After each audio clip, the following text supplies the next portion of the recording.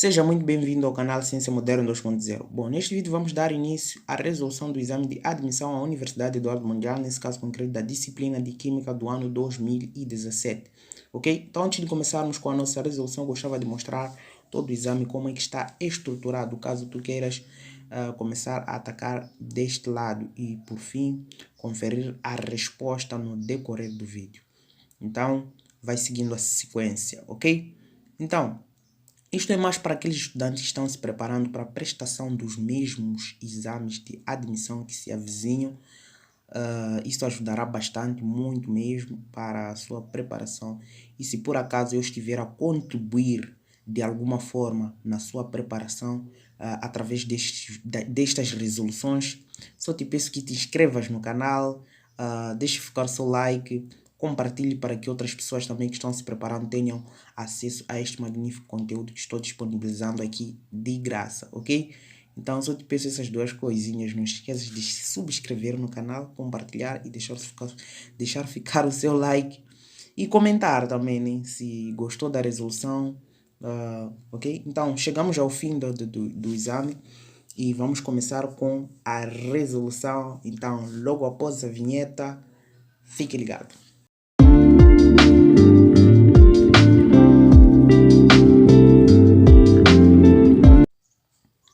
Muito bem, atacando logo a primeiríssima questão do exame, eles afirmam o seguinte: dados os sistemas formados por, e eles apresentaram os sistemas em formato de um quadro, como conseguem observar. Ok, ponto 1, vapor de água, dióxido de carbono e oxigênio. Ponto 2, água, areia e gelo. Ponto 3, água e óleo. Ponto 4, água oxigenada. Ponto 5, água mineral. Eles querem saber, assinale a opção com a resposta correta. Então vamos analisar qual delas está correta. Vamos lá. A opção A diz que o sistema 4 é uma mistura homogênea formada por duas substâncias. Então vamos ver quem é o sistema 4. O sistema 4 está-se a tratar da água oxigenada, né? Água oxigenada. Então, água oxigenada realmente sim é uma mistura homogênea, porque só contém uma única fase. Então é uma mistura homogênea e é formada por duas substâncias. Claro, né? A água oxigenada é composta por água e peróxido de hidrogênio. Então são duas substâncias em que nós não conseguimos distinguir que isto é água e isso é peróxido de hidrogênio, ok? Então é água oxigenada, ok? Então é formada por duas substâncias e trata-se de uma mistura homogênea. Então a opção correta, com a resposta correta, é exatamente a letra A, ok? Muito bem. E analisando rapidamente as outras, a linha B diz um sistema 4, o sistema 3 e 5 são soluções aquosas. O sistema 3 é água e óleo. Opa, água e óleo não é uma solução aquosa, visto que nem se mistura. Vamos lá, a linha C eles dizem o sistema 1 é uma mistura homogênea formada por três substâncias. É formada por três substâncias, sim, mas nem sempre será uma mistura homogênea. Depende da situação em que a mistura irá se encontrar, visto que vapor de água, dióxido de carbono e oxigênio, nós podemos, em certas misturas, em certas ocasiões, nós podemos distinguir que isso aqui é vapor de água, isso aqui é dióxido de carbono, ok? Mas oxigênio não. Então, depende da situação. Então, estaria fora também a letra B, a letra C nesse caso. A letra D diz que o sistema 1 é uma mistura trifásica formada por três substâncias. É uma mistura trifásica, né? O sistema 1 é uma mistura trifásica formada por três elementos, ou seja, o sistema 1 é uma mistura trifásica, tem três fases. Isso é falso, porque se tu misturas vapor de água, dióxido de carbono e oxigênio, é normal ser só ter uma única fase, uma mistura monofásica, ou difásica, ter duas fases, ok? Depende da situação, então estaria fora também. A letra E diz que o sistema 2 é uma mistura bifásica. O sistema 2 tem o quê? O sistema 2 é água, areia e gelo. É uma mistura bifásica, ok, formada por três substâncias. Está errada, porque água é a mesma coisa que gelo, então estragou aí mesmo. É uma mistura bifásica, estaria certo. Só que é formada por três substâncias. Não, é formada por duas substâncias. Água, areia e gelo. É a mesma coisa, água e areia, né? Porque gelo é a mesma coisa que água, só que se encontra num outro estado, ok? Então também estaria fora. Então, exatamente, a nossa resposta é a opção A, como já havíamos marcado. Vamos para o número 2. Quando aquecidos, os cristais cinza escuro de iodo podem passar diretamente para o estado gasoso sem deixar resíduos, ok? Vapores estes que podem passar novamente para o estado sólido se a temperatura baixar novamente. Este trecho relata. Então vamos lá ver isto. Isso tem a ver com o estado de agregação sólido, líquido e gasoso, estados físicos. Então eles estão a dizer o quê? Os cristais do iodo, se é um cristal, isso implica dizer que está no estado sólido, né? Está no estado sólido. Então temos sólido, líquido e gasoso. Então eles estão a dizer, se são os cristais, o cristal passou diretamente do estado sólido para o estado que gasoso, sem deixar nenhum resíduo, ok? Então a passagem do estado sólido saltando o líquido para gasoso é chamada de sublimação, ok? É chamada de sublimação. E veja o que eles disseram de novo. O iodo, ok, eles serão os cristais do iodo escuro, podem passar diretamente para o estado gasoso, ou seja, se um cristal é um sólido, passou diretamente para o estado gasoso, então é uma sublimação, ok? Sem deixar resíduo. Sem deixar resíduo quer dizer que saltou o estado líquido, então passou diretamente para o estado gasoso. Ok, os vapores estavam no estado gasoso. Os vapores, estes que podem passar novamente para o estado sólido, viu? Então, ele estava no estado sólido. Então, passou para o estado gasoso, sem passar pelo estado líquido. E os vapores que aqui estão podem passar novamente para o estado líquido, sólido nesse caso. Então, voltou de novo sem passar pelo estado líquido. Então, diretamente do estado sólido para gás e gás para sólido. Ok? Então, isso também é uma sublimação. É uma sublimação. É uma sublimação também. Então, isso relata uma sublimação. E depois, ele diz o seguinte: se a temperatura baixar novamente, ok? Então, este trecho relata uma sublimação. É uma sublimação. Só que como trata-se do mesmo elemento que é o iodo, é uma transformação, ok? É uma transformação física. Por quê? Se o iodo passa do estado sólido para gás e depois retoma de novo para o estado sólido, o iodo não deixou de ser iodo. Então é uma transformação física. Se fosse química, não seria mais o iodo, seria uma outra substância. Então tem que ser um fenômeno físico e uma sublimação. Então vamos lá analisar as opções aqui. Vamos lá. A opção A diz o seguinte: dois fenômenos físicos, ebulição está fora. Vamos lá. A linha B, uma reação de iodo de calor também está fora, estaria fora. A linha C, decomposição molecular do iodo também está fora. Vamos lá. A linha D, fenômenos físicos da sublimação de iodo. Exatamente isso. Então, a nossa opção correta é exatamente a letra D, ok? A linha E diz o seguinte: fenômeno químico da transformação do iodo no estado sólido também está fora. Não é um fenômeno químico. Se fosse um fenômeno químico, ele não seria iodo. Seria uma outra substância, ok? Visto que a transformação química nós transformamos uma substância em uma outra substância que não conseguimos retomar a ser a mesma substância. Número 3 diz o seguinte: quantos moles encontram-se em 900 gramas de carbonato de cálcio? Então, eles estão a dizer que o carbonato de cálcio é esse cara aqui, carbonato de cálcio, ok? Quantos moles nós encontramos? Então, primeira coisa é calcular a massa molecular deste cara aqui. Então, a massa molecular do carbonato de cálcio é igual ao quê? Massa molecular de CaCO3 tem que ser igual ao quê? Calcular a massa molecular é bem básico. Ok, cálcio é 40, mais... que vamos ter 40 de cálcio, mais 12 de oxigênio, mais 16, 12 de carbono nesse caso, mais 16 de oxigênio, só que como temos 3 átomos, vezes 3, ok? Então, isso vamos ter 40 mais 12 dá 52, mais 3 vezes 16 dá 48, né? 2 vem para cá, fica 50, então isso dá 100 gramas por mol, ok? Ou seja, escrever 100 gramas por mol, estamos a dizer, em 1 mol de carbonato de cálcio, nós encontramos 100 gramas, ok? Então, eles querem saber em 900 gramas, isso é bem básico. Então, aqui nós temos que a massa do carbonato de cálcio, a massa molecular, é 100 gramas por mol de carbonato de cálcio. Então, o que nós fazemos aqui? Se eles deram que a massa do carbonato de cálcio é igual a massa do carbonato de cálcio é igual a 900 gramas. O que nós vamos fazer aqui? Nós já temos a massa molar. É só fazer uma pequena regra de 3, dizendo que se em 1 mol de carbonato, de cálcio, nós encontramos, em 1 mol, encontramos 100 gramas de carbonato de cálcio, então, nós queremos saber em 900 gramas de carbonato de cálcio, encontramos quantos mols, só isso. Então, é só isso, é a pequena regra de 3. E eu posso cortar gramas de carbonato de cálcio com grama de carbonato de cálcio. Fico com mol de carbonato de cálcio. Ainda posso cortar um zero daqui com um daqui, um zero daqui com um daqui. Fico com o quê? 1 vezes x é igual ao quê?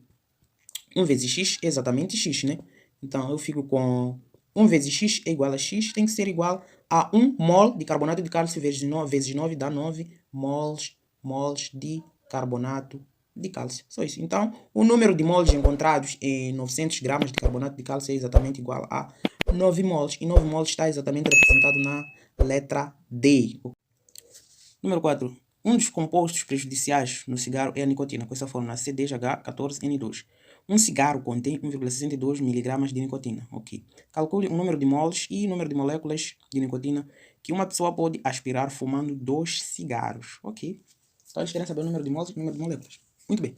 Vamos lá começar por calcular a massa. Vamos lá passar o composto da nicotina. Então, deram que C10H14N2, ok? Então, nós vamos calcular a massa molecular deste composto, né? Desta nicotina. Massa molecular disto não tem novidade. É só somar. Carbono aqui já deu as massas atômicas, 12. Então, fico com 12 de carbono vezes 10, que temos 10 átomos, mais o quê? Hidrogênio tem 1 com massa atômica, vezes 14 átomos que temos. Isto mais nitrogênio tem 14.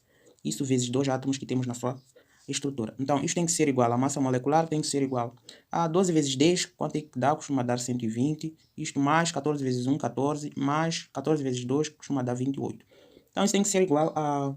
Este vem para cá, fica 38, 38 mais 4 vai dar 40, 42, 42 mais 50, mais 120, 42 mais 120 vai dar, 42 mais 120 vem para cá, fica 60, então vai dar exatamente 162 gramas por mol dessa substância, ok? Então nós já temos a massa molecular desta nossa substância que é a nicotina, né? Muito bem. Então vou escrever aqui a massa molecular de quem? C10H, opa, H14, tá horrível. C10H14N2 tem que ser igual a 162, tem que ser igual a 162 gramas por mol, ou seja, em 1 mol dessa substância nós temos 162 gramas da mesma substância. Muito bem. Então eles querem saber o número de moles em aquela massa ali. Então nós temos também que a massa da mesma substância C10H14N2 tem que ser igual ao quê?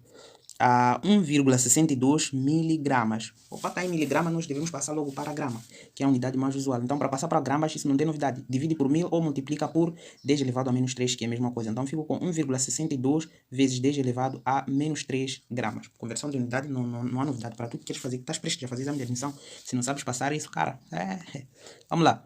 Então, o que eu tenho aqui? Eu tenho a massa, quero saber qual é o número de moles, né?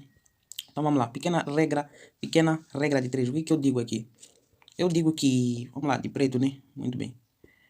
Eu vou dizer que se é uma mol dessa substância, dessa nicotina, se é uma mol dessa nicotina de C10H14N2, nós encontramos 162 gramas dessa mesma substância, C10H14N2, ok? Então, eu quero saber em 1,62 vezes 10 elevado a menos 3 gramas da mesma substância, C10H14 e N2, ok?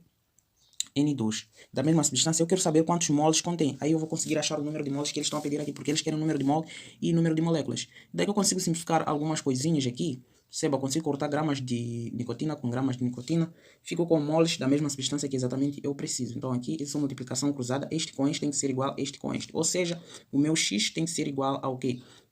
Vai ser igual a 1,62 vezes 10 elevado a menos 3. Tá muito junto isso aqui, deixa eu escrever mais para baixo, né? Então, aqui é o meu x. Vamos lá. Deixa eu escrever um pouco mais para baixo.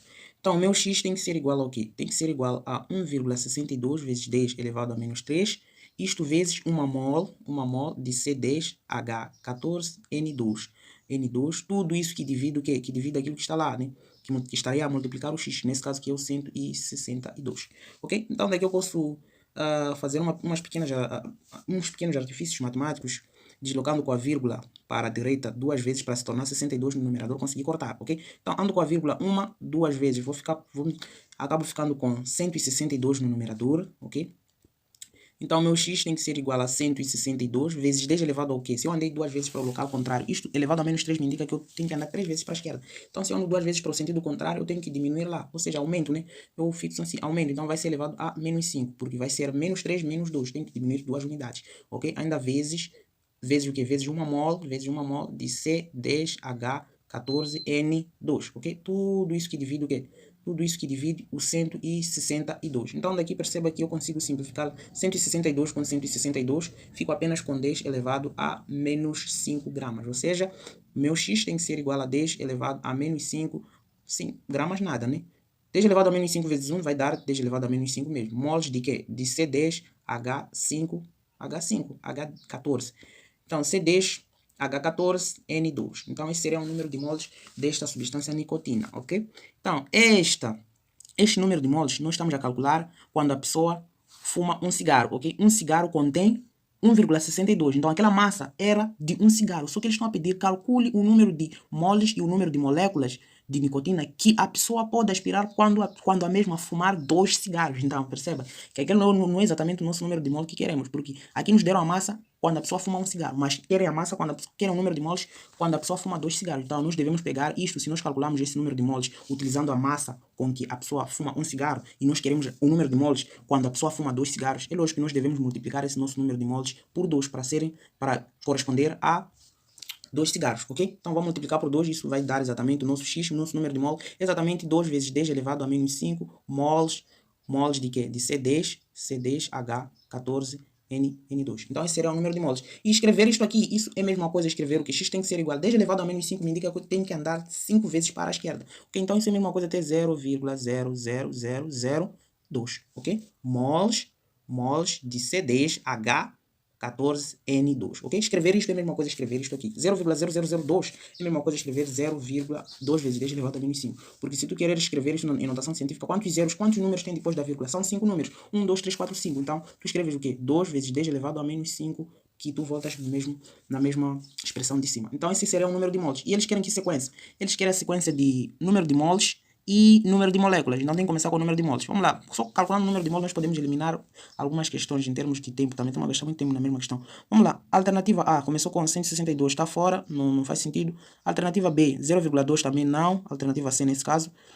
Alternativa E começou 0,1 também está fora. Alternativa B, 0,0002 moles. 1, 2, 3, 4, 5. Exatamente. É esse número de moles que nós encontramos aqui. Ok? 0,0002. Ou poderia estar em 2 vezes 10 elevado a menos 5. É a mesma coisa. Ok? Então vamos lá. A nossa alternativa correta é exatamente a letra B. Por mais que nós não saibamos quanto vale o número de moléculas. Porque a única alternativa que tem 0,0002 moles. Então acaba sendo a única correta. Mas para calcular o número de moléculas é só multiplicar aquele número de moles que nós achamos. Ou seja, 5 vezes 10 elevado a menos 5. 5 nada, né? É 2. Então multiplica esse 2 vezes 10 elevado a menos 5. Isso vezes 6 vezes 10 elevado a 23 moléculas. Ok? Moléculas. Então multiplicando isso vais ter 12. Vais ter 12 vezes 10 elevado a menos 3.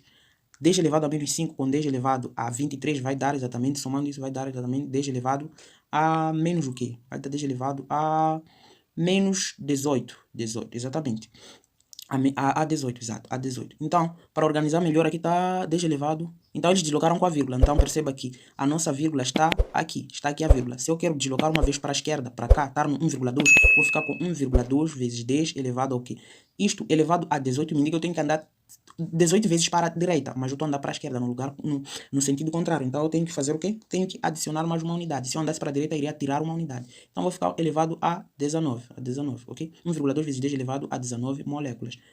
E exatamente coincidiu com a alternativa que nós colocamos aqui, na letra B, ok? Então, é basicamente isso. Vamos para a próxima questão, que é o número 5. Diz o seguinte: a combustão completa do metano produz dióxido de carbono e água. Ok, vamos lá. Combustão completa. Vamos lá começar a escrever as reações que aqui estão a acontecer. Vamos lá. Combustão completa, nós já sabemos que é reagir essa substância com oxigênio, né? Então, metano é esse cara aqui. CH4 mais oxigênio. Isto vai formar, oxigênio de átomo, vai formar o quê? CO2 e água, né? É isso que estão a dizer aí. Muito bem. Forma CO2 e água. Ok. A alternativa que representa o número de moles de dióxido de carbono produzido na combustão de 0,3 moles do metano é. Então, eles deram 0,3 moles do metano. Então, vamos lá. Aqui 0,3 moles do metano. Primeiro vamos acertar a equação. Está acertada. Tenho 4 hidrogênio, então preciso de 2 aqui. Para ter 4 oxigênios, são quantos? Tenho 4 oxigênios nos produtos, então preciso de 2 aqui. Muito bem. Então vamos lá, eles querem saber o número de moles de quê? De CO2, do gás carbônico, né? Do dióxido de carbono. Então daqui é só olhar a proporção, na verdade é o mesmo número de moles, por coincidência, porque a proporção é de 1 para 1, ok? 1 para 1. Então aqui temos 1 mol, e aqui também forma 1 mol. Então se aqui 0,3 moles, vai formar quantos moles? Vai formar a mesma quantidade, 0,3 moles. Por quê? Mesmo fazendo regra estequiométrica, 1 mol de CH4 forma 1 mol de quê? De CO2, ok? Então, se tu tens 0,3 mols de CH4, vai formar quantos mols de CO2? Multiplicação cruzada, tu vais cair exatamente no mesmo número de mol. Corta isto com isto e ficas apenas com 0,3 vezes 1 é exatamente igual a 0,3 mols de CO2. Então, é o mesmo número de mols, ok? Então, a resposta correta está exatamente na letra D, que diz que são 0,3 mols de CO2, ok? Então, o número 6 diz o seguinte: a distribuição eletrônica dos átomos de alguns elementos é a seguir representada. Ok, então eles deram aqui diversos elementos com suas respectivas distribuições. Então vamos lá. Temos o elemento 1, vamos lá identificar. Tem um S2, 2S2, 2P6, depois vem 3S2 e 3P5.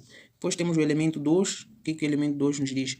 1S2, depois 2S2, depois temos 2P6, depois 3S2, depois 3p6. Muito bem. Vamos para o elemento 3. O elemento 3, vamos lá ver. O elemento 3 é um S2. Então, acho que está para escrever aqui. Será que não dá? Vamos lá. Um S2, 2S2. Então, 1S2, 2S2, 2P6. Ok, é isso, né? 1S2, 2S2, 2P6, 3S2, 3S2, 3P6, terminal com 4S1. E 3S2, 3P6, 4S1. Ok, vamos lá. O elemento 4, né? O elemento 4, vamos lá, cabelar um pouco lá. O elemento 4 vem o quê? Vem 1S2, termina com 4S2. Então, o elemento 4, vamos lá. O elemento 1S2, 2S2, 2P6, 3S2 e 3P6. E aqui vai terminar com 4S2 em vez de 4S1 como elemento 3. Tem mais outro elemento? Não, só são esses 4. Então, vamos lá julgar. Primeiro vamos identificar. Vamos lá identificar. Aqui nós queremos saber se é uma metal. Então vamos olhar para as últimas camadas, né? Vamos lá. A primeira camada nós já sabemos que tem subnível S. Então essa é a primeira camada. Segunda camada tem SP. Então esta aqui é a segunda camada, SP. A terceira camada é SPD. Então temos esta aqui. Então quantos eletrões temos na última camada? Temos 2 mais 3 são 7. Então são 7 eletrões na última camada. Se tem 7 eletrões na última camada, isso aqui é um halogênio, né? É um ametal. É um halogênio. Então é um a metal, ok? Está no sétimo grupo. Vamos lá. O elemento 2, temos primeira camada, segunda camada temos SP, então seria este aqui. Terceira camada temos SPD, aqui só tem SP, então essa aqui é a última camada. Está no terceiro período, nesse caso no oitavo grupo, porque temos 2 eletrões mais 6, 8.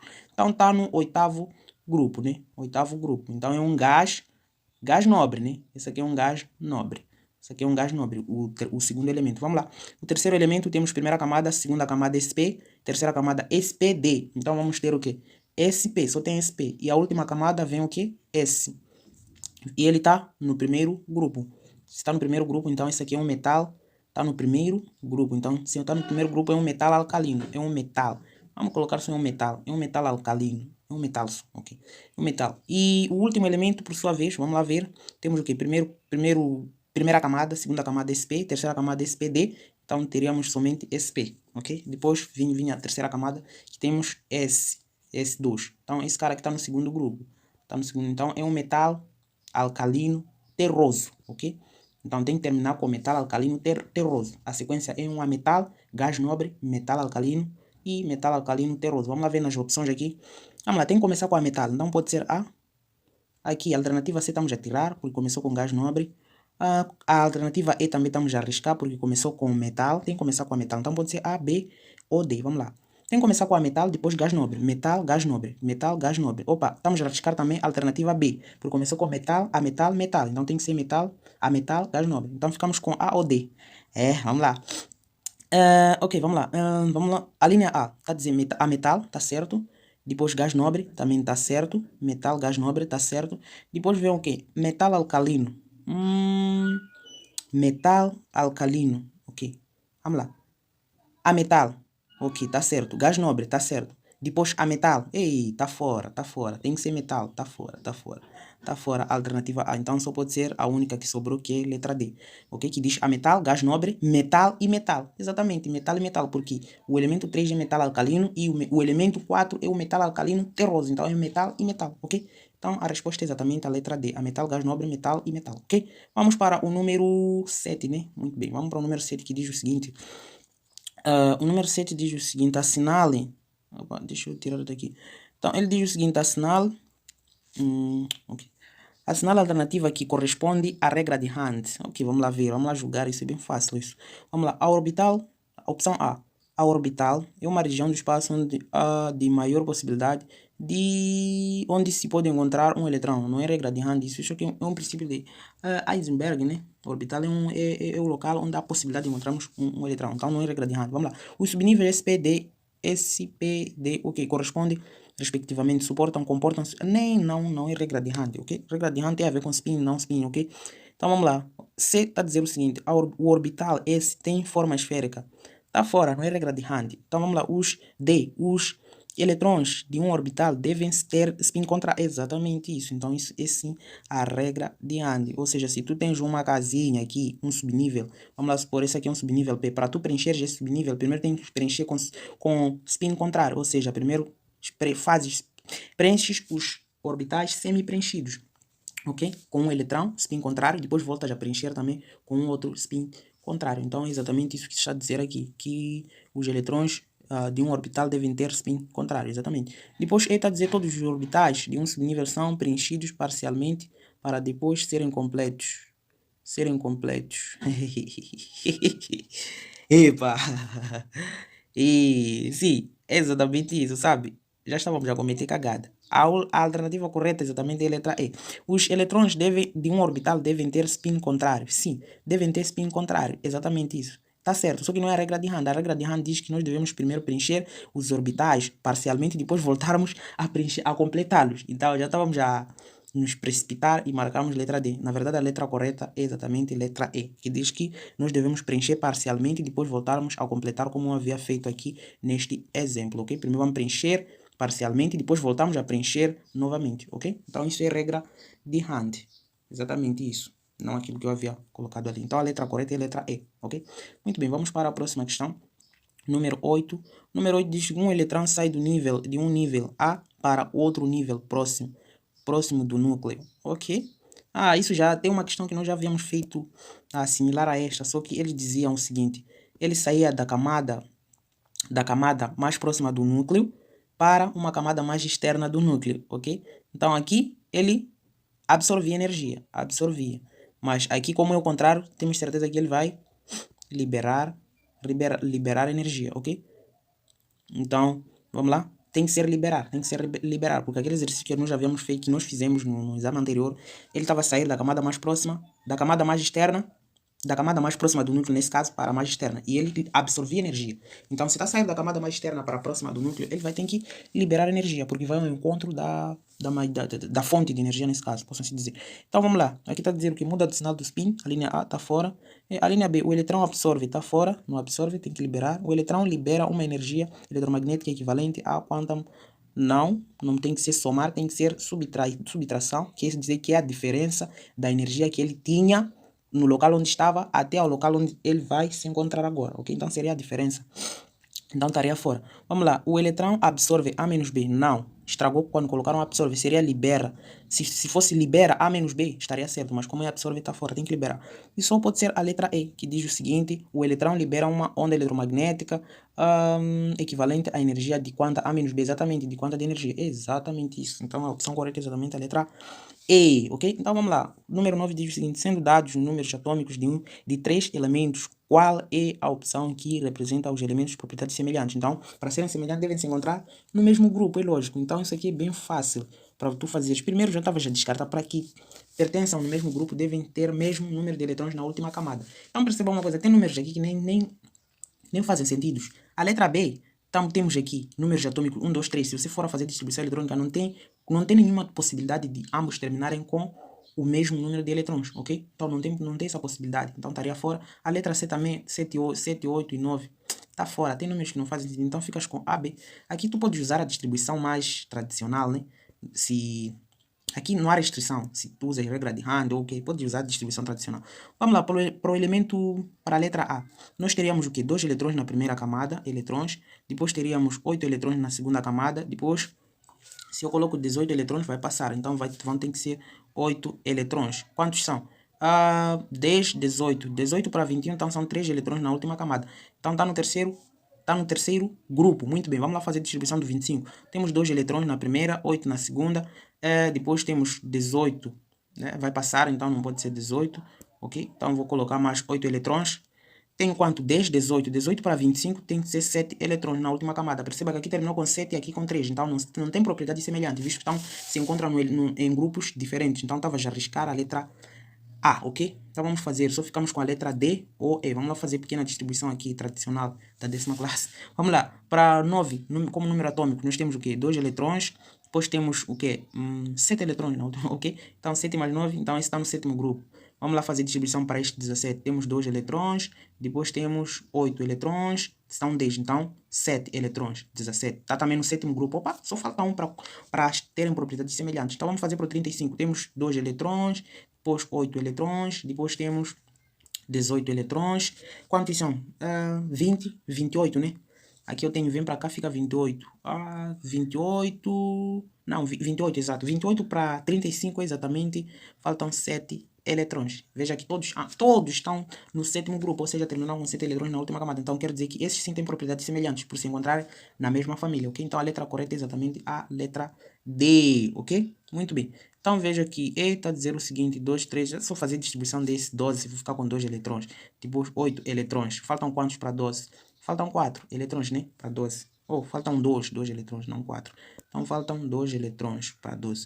Agora vamos fazer para o 13. Vamos ter 2 eletrões, depois 8 eletrões. Faltam quanto para 13? 3 eletrões. Veja que há divergência. 2, 3. Então também estaria fora. Então a alternativa correta é exatamente a letra D. Então, indo para o número 10, diz o seguinte: as propriedades a seguir indicadas variam de seguinte modo na tabela periódica.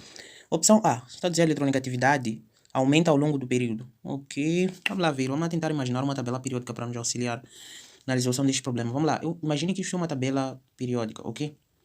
Muito bem, então eles estão a dizer que a eletronegatividade aumenta ao longo do período. Então, eletronegatividade, nós sabemos que o cloro é o elemento mais eletronegativo da tabela periódica, se encontra mais à direita da tabela periódica. Imagine que o cloro está aqui no sétimo grupo. Então, a eletronegatividade varia da esquerda para a direita e de baixo para cima, ao longo do grupo, ok? Então, estão a dizer que a eletronegatividade aumenta ao longo do período. É lógico que aumenta, só que aumenta da esquerda para a direita, ao longo do período. Só que eles não especificaram, então, não sei, vamos analisar outras. Isso é verdade, aumenta, só que não está especificado se aumenta da esquerda para a direita ou da direita para a esquerda, por aí vai, ok? Então, ela vai aumentar com o aumento do número atômico, posso assim dizer também, a eletronegatividade.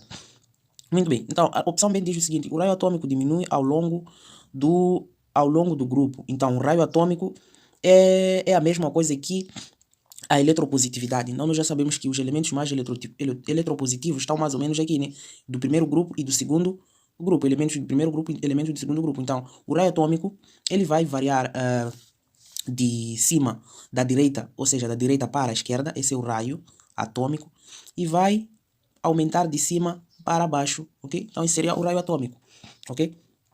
Então, ele varia da direita para a esquerda e varia de cima para baixo ao longo do grupo. Então, eles estão a dizer o quê? O raio atômico diminui ao longo do grupo. Então, ele diminui de cima para baixo, de baixo para cima, visto que de cima para baixo ele aumenta. Ou seja, o elemento com maior raio atômico estaria mais ou menos aqui, bem aqui embaixo, no primeiro grupo, posso assim dizer, e o último elemento do primeiro grupo, que teria o maior raio atômico, ou seja, varia de cima para baixo em relação ao grupo e da direita para a esquerda. Então essa é a variação do raio atômico. Só que eles também não especificaram. Varia assim, o raio atômico varia ao longo do grupo, mas varia ao longo do grupo, sim. Mas ele aumenta, diminui, era suposto que eles dissessem isso, né? E vamos para a letra C. A energia de ionização diminui ao longo do período. A energia de ionização é a energia que um átomo precisa para retirar um eletrão, sei por aí, um eletrão, para arrancar um eletrão no seu estado gasoso, por aí vai. Então a energia de ionização varia. Como é que varia a energia de ionização? A energia de ionização estaria mais... É a energia necessária que um átomo precisa para atrair os eletrões para mais perto de si, né?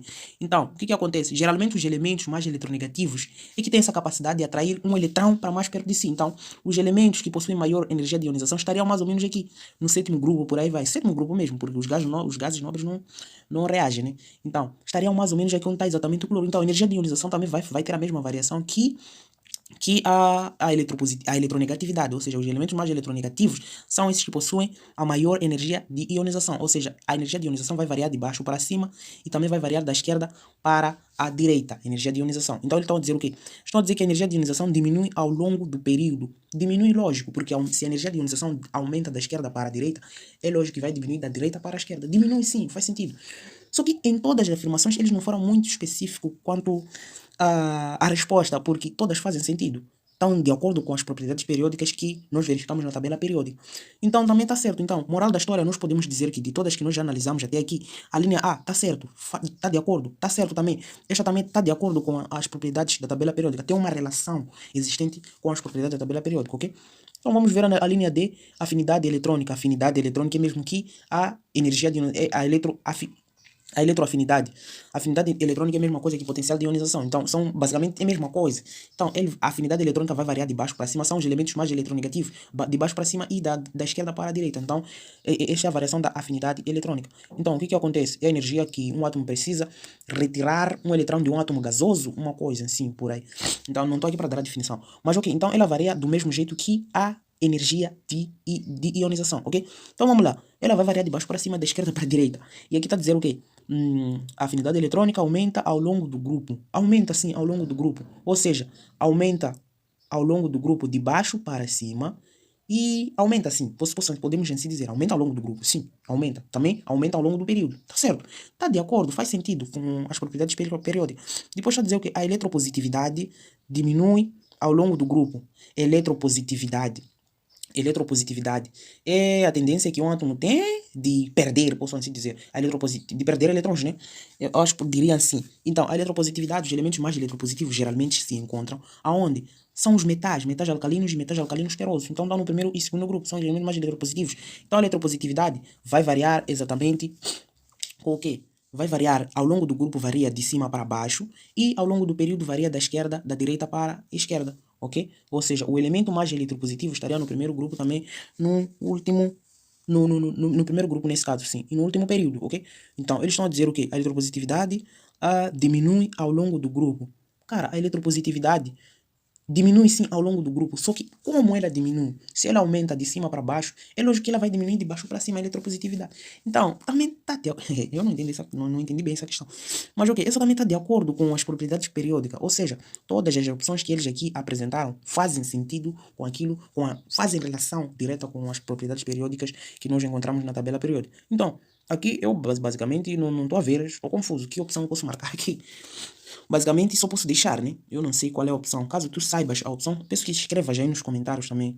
Aqui é uma troca de ideias, então eu não estou a ver qual é a opção que faria sentido, que faria mais sentido para mim, visto que todas estão a fazer relação com as propriedades periódicas, visto que eles queriam uma só que estaria correta, né? Que faz exatamente, que estaria de acordo com as propriedades periódicas. Mas se tu tens uma ideia a respeito desta questão, deixa aí nos comentários, escreva aí nos comentários a sua resposta, ok? Então vamos para o número 11.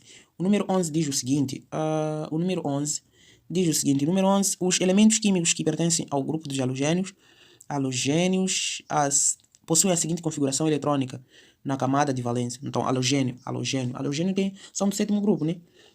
Então, os halogênios são do sétimo grupo, ou seja, tem 7 eletrões na sua última camada. Ou seja, se fazes na distribuição de Linus Pauling, tu vais ter que terminar com o quê? Tem que terminar com um certo número N que multiplica S2, e um outro número N que multiplica o quê? O P6, o P7, né? P7 nada. Então, N, que vai multiplicar o P, o quê? Faltam quantos para 7 eletrões na última camada? Então, vai ser P5, ok? NS2 e NP5. Somando esses eletrões que estão nos expoentes, 5 mais 2, 7 eletrões. 7 eletrões, isso indica que este elemento é um halogênio, ou seja, está no sétimo grupo, ok? Então, a sua configuração eletrônica é NS2 e NP5. Vamos lá. NP5A está fora, B também está fora, isso aqui é um calcogênio. C também está fora, D está fora. E vamos, a resposta correta está também representada na letra E, que diz NS2 e NP5, ok? Essa é a configuração eletrônica dos halogênios, ok? Vamos para o número 12. O número 12 diz o seguinte, o íon magnésio, ok? Vamos lá passar este íon aqui. Vamos passar o íon aqui apresentado, vamos lá? O que se passa aqui? Então vamos lá apagar um pouco aqui, precisamos desse espaço. Muito bem, vamos passar o íon apresentado em magnésio, 2 mais e 24, 12, é isso, muito bem. Então eles querem saber o que? Possui 12 prótons. A prótons é o mesmo que número atômico, então logo de primeira nós já tiramos que ele possui 12 prótons, ok? Possui 12 prótons, e estão aqui, são 12 prótons. E se tem essa carga aqui, mais 2, isso implica dizer que ele perdeu 2 eletrões, ok? Visto que é um íon. Se não tivesse essa carga, seria um átomo neutro. E num átomo neutro, o número de prótons é igual ao número de eletrões. E se ele perdeu 2 eletrões aqui e tem 12 prótons, isso implica dizer que o número de eletrões é igual ao número de prótons menos 2, visto que ele perdeu 2 eletrões. Ou seja, o número de eletrões tem que ser igual a 12 menos 2 que ele perdeu, ou seja, o número de eletrões é exatamente igual a 10 eletrões. Então, ele possui 12 prótons e 10 eletrões, ok? Então, só com isso você consegue matar a questão. Vamos lá, a sequência tem que ser, se ele pedir uma sequência de prótons, eletrões, ok, e neutrões, então consegue matar essa questão só fazendo isso, sabendo o número de prótons e eletrões. Vamos lá. tem que começar com 12, depois vem 10. Então vamos lá. Opção A, 12, 12 está fora. Opção B, 12, 12 também está fora. Opção C, 12, 12 está fora também. Opção D, 12, 12 também está fora. Opção E, 12, 10. Exatamente isso. Então eu posso até não saber o número de nêutrons que ele possui, mas sabendo que tem 12 prótons e 10 eletrões, já matei a questão, ok? Então só por curiosidade, para achar o número de nêutrons, nós já sabemos que o número de nêutrons, o número atômico tem que ser igual ao número de prótons mais o número de nêutrons. Então se eu quero nêutrons, tem que ser igual ao número de massa menos o número de prótons, ou seja, nêutrons tem que ser igual ao quê? O número de massa que ele tem é 24, né? Menos o número atômico dele é 12. Então, 24 menos 12, isto costuma dar exatamente igual ao quê? Nêutrons tem que ser igual a 12, ok? Então, o número de nêutrons são 12, exatamente isso. 12, 10, voltamos ao 12 de novo. Então, exatamente a alternativa correta desta questão. Muito bem, vamos para a próxima... Vamos para a próxima questão, número 13, né? O número 13 diz o seguinte, o número 13 diz um elemento, ok, vamos lá apagar aqui um pouco. Um elemento cujo número de eletrões vamos lá apagar também aqui. Eu só vou circulando aqui. Ok, número é letra D. É letra E, aliás, nesse caso. Quero o espaço, não estou conseguindo enxergar. Então vamos lá tentar circular um pouquinho. Ok, é letra E a resposta. Ok, então vamos lá. O elemento cujo átomo tem maior número de eletrões em sua camada externa é aquele cujo número atômico é.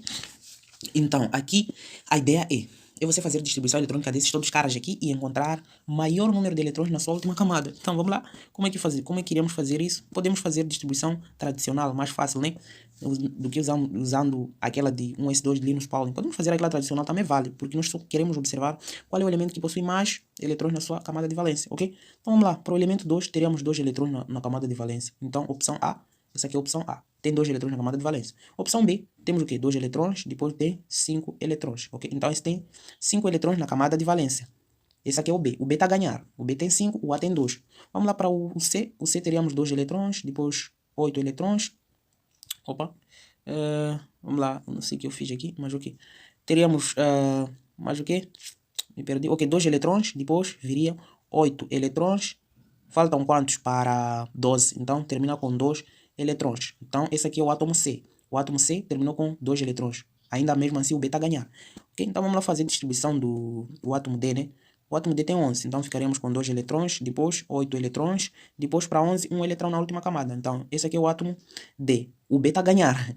E vamos finalmente para o átomo E. O átomo E temos 4 eletrões, ficaríamos com 2 eletrões, depois 2 eletrões. Então, tem 2 eletrões na sua última camada. Esse aqui é o átomo E.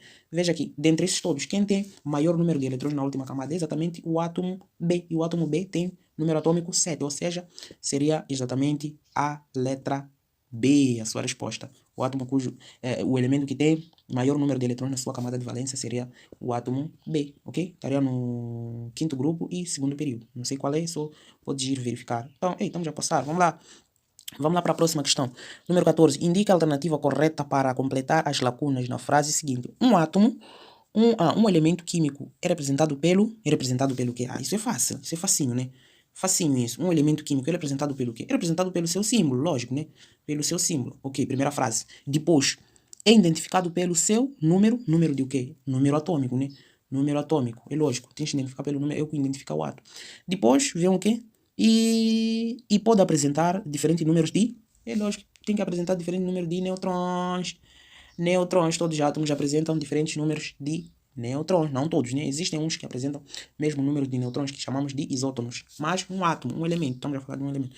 Então, a sequência seria essa. Então, esse primeiro espaço seria o quê? Aqui seria símbolo, e aqui seria atômico, depois aqui seria nêutrons. Então, tem que ser símbolo, átomo, atômico. Atômico é a mesma coisa que prótons, né? Número atômico é a mesma coisa que prótons. Então, e número de nêutrons. Vamos lá começar a arriscar algumas opções aqui que não nos favorecem. Então, vamos lá. Opção A diz que nome está fora. Não pode ser pelo nome. Nome também está fora. Letra B. Símbolo pode ser prótons e nêutrons. Exatamente a letra C, ok? É a alternativa correta. A letra D, símbolo nêutrons está fora, estaria fora. Símbolo eletrões também estaria fora, ok? Então, vamos para o número 15. Diz o seguinte. Os elementos Z, os elementos carbono Z igual a 6 de oxigênio igual a 8 combinam-se para formar dióxido de carbono. Este composto apresenta... Então, estamos a falar de dióxido de carbono, nem precisamos fazer distribuição eletrônica para formarmos o dióxido de carbono. Eles já disseram aqui, que já adiantaram que quando combinam-se vai formar o nosso camarada dióxido de carbono. Ok, o que eles estão a dizer? Este composto apresenta o quê? Então, a respeito de ligações, então é só desenhar a estrutura de dióxido de carbono. Dióxido de carbono seria esse cara aqui. carbono, dupla ligação O e dupla ligação O. Então esse aqui seria o dióxido de carbono. Então quantas estão a dizer em termos de ligações? Quantas ligações ele apresenta? Ele é os que apresenta duas ligações iguais, né? Uma ligação, duas. Então tem duas ligações. Ligações o quê? Ligações o quê? Que tipo de ligação é essa? Em que os átomos compartilham os elétrons. Então são ligações covalentes. Covalentes, ou seja, duas ligações duplas covalentes. Ok? São ligações iguais, covalentes. Vamos lá começar a rascar as opções. Duas ligações covalentes comum, ok? E ligações dátivas. Não tem ligações diferentes aqui, só tem um único tipo de ligação. São duas duplas e covalentes. Ok, a letra B, uma ligação covalente comum, tá fora, só por terem dois tipos de ligações. Vamos lá, a letra C tá dizer três ligações, tá fora também, porque começou com 3 e ainda vem uma outra dátiva. Vamos lá para a letra D, 4 ligações covalentes comuns. Não, são duas ligações, não 4. Só pode ser a letra E, sem ler, só pode ser a letra E. Diz duas ligações covalentes comuns, exatamente isso, a letra E, ok? Vamos para o número 16, que diz o seguinte: são dados compostos Z e Y, sendo o primeiro molecular e o segundo iônico. Podemos afirmar categoricamente que, então vamos lá analisar, vamos lá colher, eles deram Z, em que disseram que o primeiro é molecular, então Z é molecular, ok? Molecular. E Y é iônico, ok? É iônico, muito bem. Então eles vão dizer, podemos afirmar categoricamente que, vamos lá agora a analisar as opções. Opção A diz: Z não conduz corrente elétrica quando fundido ou em solução aquosa. Ou Z é molecular. Não conduz corrente elétrica quando fundido, sim. Mas em solução aquosa pode conduzir. Por quê? Os compostos moleculares podem ser polares ou apolares. Então, o composto polar, ele sim vai conduzir corrente elétrica. Imagine grafite. Grafite é uma substância molecular, né? Mas por ser polar, ele conduz corrente elétrica. Então, não está muito específica em termos desta a afirmação em que eles colocaram aqui. Então, estávamos a descartar a opção A, está errado, porque o facto de ser molecular não conduz sim, mas pode-se der o caso que a substância é molecular, polar ou apolar. Nesse caso, polar vai conduzir sim, ok? Depende da substância. Então, vamos lá analisar B. Diz os dois quando fundidos... Vamos lá. Os dois, quando fundidos, sempre conduzem, aliás, a corrente elétrica. Os dois quando fundidos, não. A molecular, quando fundir, não vai conduzir corrente elétrica. Então, só a iônica vai conduzir. Então, também estaríamos a descartar B. Vamos lá, C. Somente Y pode conduzir corrente elétrica quando ambos estão em solução aquosa. Também não está claro, porque quando estiverem ambos em solução aquosa, o Y, está a dizer o quê? Somente o Y pode conduzir a corrente elétrica quando ambos estão em solução aquosa. Está errado, porque o Z também pode conduzir corrente elétrica. Depende se a substância é polar ou apolar. Eles não especificaram que é apolar ou polar aqui. Então, também estávamos a descartar a opção C. Vamos para D. Somente Y pode conduzir a corrente elétrica quando ambos estão em solução aquosa. Ok, vamos lá. Somente o Z, quem é Z? É molecular. Pode conduzir a corrente elétrica quando estão em solução de aquosa. Também não. Z é uma substância... O Y, aliás, é uma substância iônica, então ele também vai conduzir se estiver com o Z. Só que o Z tem uma exceção, né? O Z, ele pode ser polar ou apolar. Nesse caso também não está bem explícito isso. Então, só pode ser a letra E, ok? Porque é a única que nós não analisamos e é a única que sobrou. Vamos analisar depois de termos marcado. Não faça isso no exame. Marcar depois de analisar, só porque havia sobrado uma. Ok, vamos lá. Diz que o Y conduz a corrente elétrica quando fundido ou em solução aquosa. Exatamente, o Y quem é? É iônico. Então, ele vai conduzir quando fundido e também vai conduzir em solução aquosa, ok? Então, e eles não disseram somente, disseram Y, ok? Entendam o português que eles usaram aqui. Então, exatamente a nossa opção é a letra E que está certa, ok? Vamos para a próxima questão, número 17, diz o seguinte: o aumento da diferença de eletronegatividade entre os elementos ocasiona a seguinte ordem no caráter das ligações. É muito simples de observar isso. Vamos lá. O que seria eletronegatividade? É a diferença, é a capacidade que um átomo possui de atrair eletrões de um outro átomo para si. Então, o que acontece? Se o aumento da eletronegatividade, imagine só, um exemplo, você tem um certo átomo X e tem um certo átomo Y. Ambos têm a mesma eletronegatividade. O que acontece com a sua ligação? Como é que ela vai se manifestar? Vai ser covalente, polar, apolar ou iônica? Não existe nenhuma diferença de eletronegatividade. Ambos têm a mesma eletronegatividade. Então, isso aqui não teria nenhum polo que iria formar XY. Então, esta ligação não teria nenhum polo, não teria nenhuma carga, porque ambas têm a mesma intensidade de atração. Então, esta aqui seria uma ligação o quê? Seria uma ligação apolar. Ligação apolar, ok? Ligação apolar. Agora, imagine que temos o X e o Y, sendo que um deles tem uma grande tem um pouco mais de eletronegatividade em relação, sendo um deles é mais eletronegativo em relação ao outro. O que acontece? Imagine que o Y é mais eletronegativo em relação ao X. Então, isso implica dizer que o Y vai puxar eletrões do X para mais perto de si, ok? Vai puxar os eletrões que estiverem com o X para, ou seja, vai atrair com maior intensidade, posso assim dizer. Então, ficaríamos com X e Y. Aqui existiria um polo, visto que aqui tá negativo. E aqui, se aqui está negativo, é lógico que aqui tem que ser positivo. Então, esse seria atraído com o Y. Então, aqui iriam surgir polos, ou seja, um polo negativo e um polo positivo, nesse caso. Então, logo iria surgir uma ligação, o quê? Ligação polar. Estamos a aumentar a eletronegatividade. Eles estão a dizer se aumentar o aumento da diferença de eletronegatividade. Nós começamos com dois átomos em que nenhum deles tinha eletronegatividade em relação ao outro, mas aumentamos. Eu disse que o Y tem mais é o mais eletronegativo em relação ao X, um pouco mais eletronegativo. Então surgiram dois polos, visto que o Y está a atrair o X. Aqui, na primeira situação, ninguém estava a atrair ninguém. Aqui, como é um pouco mais eletronegativo em relação ao outro, então o que acontece? O Y vai ter que atrair o X, por Y, pelo fato do Y ser um pouco mais eletronegativo. Agora vamos para a terceira situação, em que um deles é muito, mas muito eletronegativo. O que acontece? Ele vai puxar quase todos os eletrões do X para ele, ok? Então, existirá uma grande força de atração entre esses dois, porque um deles é muito mais eletronegativo, de modo que surgirão cargas fortes, ok? Uma força de interação entre esses dois átomos, ou seja, iria surgir o quê? Uma ligação o quê? Em que surgem cargas? Ligação iônica, ok? Então, esse é o raciocínio que iria usar para tal. Então, tem que começar com ligação o quê? Ligação apolar, porque ninguém é mais eletronegativo em relação ao outro. Então, tem que começar com ligação apolar, polar e iônica, visto que está a aumentar a diferença de eletronegatividade. A questão foi, né? Então, vamos lá analisar isso. Alternativa A, ligação polar, está fora, começou mal. Alternativa B, ligação iônica, está fora, porque é o aumento, então não pode começar do mais intensivo ao menos. Então vamos lá, alternativa C, ligação covalente apolar, pode ser, logo vem iônica, estragou, está fora. Então tem que ser apolar, depois polar. Vamos à alternativa D, está a dizer ligação covalente apolar, muito bem. Depois ligação covalente polar, exatamente, depois iônica, exato. Então o nosso gabarito desta questão é exatamente a letra D, ok? Então aqui iônica também estava fora, a letra D. Muito bem, vamos para o número 18, né? 18 disseram que passe para a próxima questão, fizeram para nós. Muito bem, então vamos para o número 19. O número 19 diz o seguinte. Ao testar miscibilidade, se misturam ou não. Opa, está escrito assim, vou ler assim.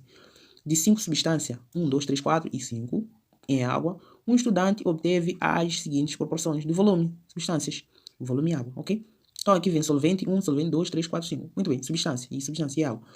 Então, estes resultados podem dispor das substâncias que na seguinte ordem. Então a proporção, eles colocaram aqui a proporção. Então, um dissolve 50, ok? Ok, o que acontece? Primeiro, eles querem a ordem o quê? Ok, a ordem crescente de polaridade. Então, para que os líquidos sejam miscíveis, é lógico que vai ter que seguir aquela ordem ali, que diz que polar dissolve polar e apolar dissolve apolar, ok? Então, se o composto 3, se eles querem a ordem crescente, cara, aqui você nem precisa analisar muita coisa. Se é ordem crescente, mano, tem que começar com o composto 3, ok? Vamos começar com aquele líquido que não se mistura nem tão pouco, depois aquele que se mistura um pouquinho, depois aquele que se mistura mesmo, e aí em diante. Então, vamos lá começar. Daqui, se eles querem ordem crescente, você já sabe que deve começar com a substância 3, o solvente 3, porque o solvente 3 é immiscível aqui. Aqui veio que ele é immiscível. Então, se querem crescente, tem que começar com a substância 3, ok? E vamos analisar, só sabendo que tem que começar com 3, nós podemos arriscar muitas opções aqui. Vamos lá. Opção A começou com 5, tá fora. Opção B começou com 5, tá fora. Opção C começou com 5, também tá fora. Opção D começou com 1, tá fora. Olha só, sabendo uma coisa, você logo já fez a questão. É exatamente a letra E. Agora vamos analisar depois de marcar. Então, vamos lá. Começou com 5, com 3, que é immiscível, que não se mistura mesmo. Depois começou com 5. Veja que o 5 temos 1%, ou seja, essa mistura vai se misturar um pouquinho, tá já vendo? Porque a proporção é de 1 para 100. Então temos mais o que? Diria solvente, né? Temos mais solvente, soluto, uma coisa assim. Então, não sei como eu queria analisar isso, mas a proporção entre as substâncias está muito distante. Então, a miscibilidade nesse caso, posso assim dizer, a miscibilidade é muito distante. Veja, 1 para 100 é a proporção. Então, isso aqui não vai se misturar muito. Depois, a seguir, viria aqui, que teria 1 por 50, ok? 1 por 50, nesse caso viria, depois de 3, viria o 5, depois do 5 viria um 1, ok? Depois do 1 viria quê? 1 sobre 20 e 1 sobre 5. Qual é o maior? Então, a seguir viria quê? Viria exatamente o 2, ok? Depois viria o 1 por 5, ok? 1 por 5. Então, por fim, viria o 4. É muito simples de observar. Só de saber que queria uma ordem crescente, você conseguiria notar que tem que começar com 3, porque o 3 não se mistura, nem tão pouco. Então, logo já estava a marcar a opção e ias para a próxima questão, sem precisar analisar o restante, porque foi a única que começou com 3, ok? Muito bem, vamos para o número 21. O número 21 diz o seguinte: quais são os compostos que podem reagir com ácido sulfúrico? Ok, os compostos que podem reagir com ácido sulfúrico, um óxido metálico e um ácido vai formar sal e água, né? Tem que ter isso na mente, né? Então vamos lá. Tem óxidos metálicos aqui. Só pegar os óxidos metálicos que aqui apresentam, que aqui estão apresentados, ok? Então vamos lá. Dióxido de carbono é um óxido metálico? Lógico que não, então estaria fora. O óxido de sódio é um óxido metálico? Sim, é um óxido metálico. Então se tu reage esse cara aqui, Na2 mais ácido sulfúrico, é esse cara aqui, o que forma? Vai formar exatamente o sulfato de sódio e água, ok? Quanto ao acerto, é contigo, ok? Então vamos lá, eu acho que está acertada também. Vamos lá, está acertada. Vamos lá, 2 hidrogênio, 2. Está certo, nem precisas fazer mais nada. Então, esse aqui está certo. O elemento 1 está certo. É um óxido metálico. Então, reage com ácido sulfúrico, formando sal e água. Está certo, pode reagir. E vamos com o número 3. O ponto 3 está a dizer o hidróxido de alumínio, o óxido de alumínio 3. É um óxido metálico também. Então, veja que o ácido cianídrico está fora, porque não é metálico. É um ácido mesmo. Um ácido e um ácido. Vai dar o quê? Tem que ser um óxido e um ácido. Então, se tu reages o Al2 ou 3, ou seja, óxido de alumínio 3 mais ácido sulfúrico, vai formar o quê? Vai formar exatamente o sulfato de alumínio e água, ok? E água. Então, forma exatamente isso, sulfato de alumínio e água, sal e água. Então, exatamente 1 e 3, que estão corretas, que podem reagir com o nosso ácido sulfúrico. E o gabarito 1 e 3 está exatamente aonde? Não estou a ver. 2 e 3, né? Não, 1 e 3. Cometi cagada, eu só risquei esse 4. Então vamos lá, é exatamente a letra B, ok? É a letra B, vamos lá, que é a correta. Vamos para a próxima, número 22. Número 22 diz o seguinte, vamos analisar aqui também. Número 22 diz o seguinte, vamos lá apagar aqui, já sabemos que é B, só que eu quero espaço, está muito apertado, blá, blá, ok. É número B, é a letra B, vamos lá. 22 diz o seguinte, dados compostos, Na, bam, bam. Ok, o que eles querem saber com esses todos compostos aqui, esses todos sais que eles colocaram aqui? As cargas dos íons entre parênteses, é muito fácil, isso aqui, só dissociar. Por exemplo, Na entre parênteses, manganês, NO4, Na o quê? Na2, né? Depois aqui não vem nada. Então, dissociando isso, esta carga que está no sódio vem em cima deste anião que está entre parênteses. Então aqui ficaríamos com Na+, já sabemos que tem carga fixa. Isto mais o quê? Tudo isso entre parênteses, manganês ou 4, tudo entre parênteses, vem este número que estava com o sódio, só que como sendo negativo, 2 menos. Só isso que você vai fazer. Então tem que começar com 2 menos. Sabendo que tem que começar com 2 menos, tu já estavas a arriscar algumas coisinhas aqui. Sai letra E começou com 1 menos, sai letra D começou com 3 menos, ok? Então ficas com... Também sai a letra A. Ficas com a letra B ou a letra C, ok? Então vamos lá analisar. Então nossa sequência já começamos, 2 menos, tem que começar com 2 menos. Vamos analisar esse cara aqui, cálcio, 3, entre parênteses, CO, F, 6, mais o que? 2. Então isso vai dissociar formando cálcio, 2 mais, isto mais o que? Mais esse todo troço aqui, F6, entre parênteses, e o número que estava debaixo aqui no índice de cálcio, ou seja, 3 menos, ok? Então já achamos o outro número, que é 3 menos, então é 2 menos, vírgula 3 menos. Vamos lá ver, 2 menos, 3 menos. Opa, já arriscamos também a letra C, porque começou com 2 menos, 2 menos, tem que ser 2 menos, 3 menos. Então a letra correta é exatamente a letra B, ok? Então o resto, se queres provar, podes fazer daí mesmo, não preciso terminar. Vamos lá para o número 23. As fórmulas, eles querem as fórmulas de quem? As fórmulas do dicromato de potássio e hidrogênio sulfito de sódio são... isso aqui é nomenclatura, muito básico, né? Exatamente, então, o dicromato de potássio é esse cara aqui. 2Cr2O7. Então, esse aqui é dicromato de potássio. Por quê? Porque tem o cromato tem 2 no seu índice. Por isso que é chamado dicromato, por causa desse 2 aqui. Dicromato de potássio. Enquanto que o cromato de potássio é esse cara aqui. K2CrO4. Cromato de potássio, porque aqui no índice do crômio tem 1. Enquanto de cromato, porque no índice do crômio é 2. Não confunda de cromato e cromato. Só porque no índice do potássio tem 2, aqui também é 2.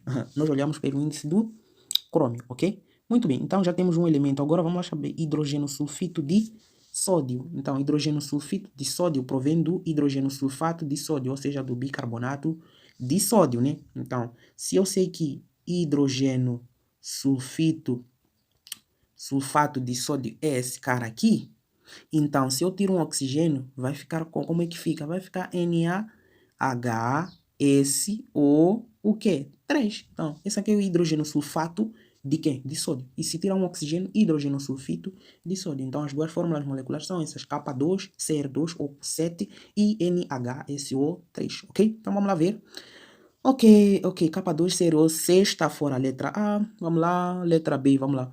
Também está fora, não tem nada a ver. Letra C, também essa aqui é cromato, não é de cromato, por isso que eu estava dizendo, não confunda. Vamos lá, letra D, K2, Cr2, O7, tá certo. E NaHSO3, exatamente isto que a nossa questão quer, ok? Então essa seria a resposta, a letra D, que é exatamente o dicromato de potássio e hidrogênio sulfito de sódio, ok? Então vamos lá, número 24 está a dizer o quê? Tapei um pouquinho, já sabemos que é D, né? Então não há mistério quanto a isso. Então, o número 24 diz qual destes compostos é um óxido básico. Um óxido básico. Então, se é um óxido básico, tem que ser um óxido que provém de quê? De uma base, é lógico, né? Um óxido básico tem aquele que provém de uma base forte. Mesmo que aconteça que se pedisse um ácido, o quê? Um óxido ácido. É aquele óxido que provém de um ácido, ou seja, se tu fores a reagir, este óxido com água forma um ácido.